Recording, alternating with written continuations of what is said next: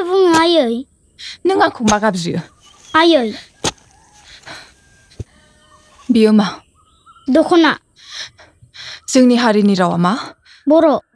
गावनि बिमानि राव आरो गावनि हारिमुनि सिनायथिजों बिखाफोर दानना थांनानै थानायनि मोन्थायखौनो रायजो बुङो जोंनि हायाव जोंहा बड'लेण्ड रायजो सोरजिनायनि मोनसे मोन्थाय दङ आरो बे मोन्थायखौ सोरबा आसामनि सीएम भारतनि पीएम एबा प्रेसिडेन्टबाबो सेख'नो हाया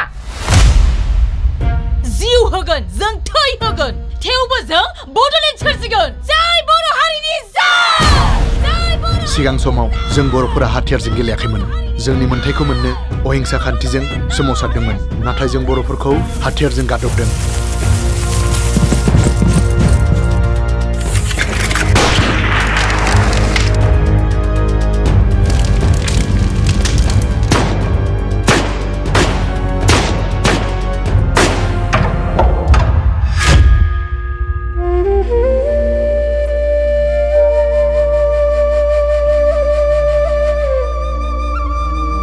गोबां जायगायाव जों बर'फोरा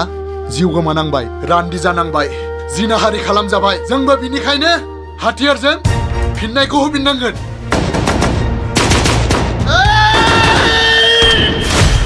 मोन्थायखौ मोजाङै बिनायाव होआब्ला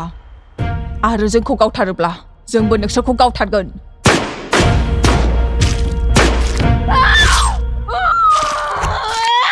जोंना मेहेरगोनां फिल्म प्रडाक्शननिफ्राय दिन्थिफुंनो नागिरदों नैबे डाइरेक्टर सपननि माबानायाव आरो बेवहाय जलाइस्रियाव 13 थारिखआव जागोन प्रिमियार श'आ 14आव जोङो बिजनि बरलागावआव लाबावदों दा टिकेटआ भिआइपि थागोन आरो नर्मेल थागोन सावथुननि मुङा मा सावथुननि मुङा जाहैबाय बर'नि थै मा जाथायखौ लानानै गुबैयै बे सावथुन बेयो गोदोनि थासारिफोरखौ एसे नोजोर बोनानै जों बेखौ बानायनाय जादों आरो आथिखालाव सोलिनाय एसे थाफाबाय पलिटिक्स फावखुंगुरफोर बाहागो लादों बेवहाय रिंकि बबिता सोरां बिसोर दङ आरोखि थाख्लायबो दङ फुजा दङ आरो फुराना आर्टिस्टफोरबो दं मासुम संगिना फांफुलि बिसोरो प्रिमियार श'आव सोर बाहागो लाफैगोन बिसोर गासिबो फैजोबगोन गासिबो एक्टर एक्ट्रेस गासिबो दा रायजो राजाखौ नोंथाङा मा खावलायगोन दा ज' नायफैबानो जाबाय बेखौनो खावलायसिगोन गुरैयै टिकेटनि बेबस्था खालामनाय जादों टिकेटनियाव भिआइपिनि टिकेट दङ 2000 भिआइपिआव बेसेबां लादों भिआइपिआव जोङो 250 थाखा लादों जेनेरेला 150 सावथुनखौ नायनो मोजां मोनग्रा बयनिसिमबो खुलुमगोरनाय जाबाय जोंहा बर'नि थै आबुं सावथुनखौहाय नैबे कुसुगावनि जलाइस्रियावहाय फैगौ सेप्तेम्बर दाननि 13 थारिखआवहाय दिन्थिफुंनो थाखाय जों लाहार फाहार जाबाय दा बेनिखायनो सावथुन नायनो मोजां मोनग्रा रायजो राजा नोंथांमोनखौहाय गुरैयै खावलायहरदों जाहाथे जोंनि बे 13 थारिखआव जागोन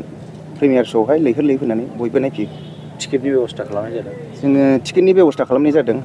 फारियैहाय भिआइपि आरो जेनेरेल मोनसे भिआइपिआव बेसे भिआइपिआव जों 250 थाखा लादों ओमफ्राय बेनिफ्राय जेनेरेलावहाय 150 थाखा बेसेबां केपासिटिया जों टटेल 10,000 लादों प्रिमियार श' खालि सोर बाहागो लाफैगोन प्रिमियार श'आवहाय जोंहा गोबां बे बर'नि थै सावथुनावहाय जाय बिथांमोनहा फाव खालामदों बिथांमोनहानो फावखुंग्रि गासिबो नुजाफैजोबगोन जोंहा बेयावहाय गोबां मुंदांखा गोदोनि आरो दानि जाखांफुनाय गोबां फावखुंगुर आरो फावखुंग्रि बिथांमोन फाव खालामदों आरो बिथांमोनहानो बे हाबाफारियावहाय बाहागो लाफैगोन सोर दं ओरैनो फारियैहाय सोरां थाबाय एक्टर हिसाबै आरो रिंकिमोन थाबाय फुजा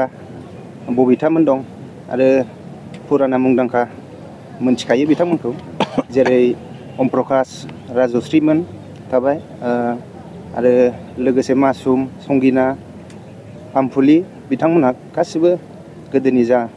मुंदांखा आर्टिस्टफोर दङ बिथांमोनहा बाहागो लाजोबदों बेवहाय फाव खालामजोबदों मोनसे रल दंजोबो बिथांमोनहा गुबैयै मा जाथायखौ लानानै बे गुबैयै गोदोनि आरो दानि जे थासारि बर' हारिनि बेखौ लानानैहाय बे आबुं सावथुनखौ बानायनाय जादों बेनि उनाव नोंथांमोना प्रिमियार श'खौ बहाबा दिन्थिफुंनो साखाफारा जादों जोङो गिबिथारावहाय 13 थारिखआवहाय जों कुसुगावनि जलाइस्रियाव जोबनायनि उनावहाय 14 थारिखआव जोङो बिजनियावहाय देखायगोन बेबो दा जों साखाफारि खालामगासिनो दङ दिन्थिफुंनो थाखाय आबुं सावथुनखौ सिनेमा हलावबो दिन्थिनायनि बेखौ जों उनावहाय सोगोन सिनेमा हलावबो आरो गुबुन गुबुन गामिफ्रावबो जोंना गोबां कन्ट्राक्टआ फाइनाल जानाय बायदि जाखाबाय आरो बेखौ सोरनि दिथा होनायाव आरो सोरनिबा माबानायाव फारियै प्रडिउसार हिसाबै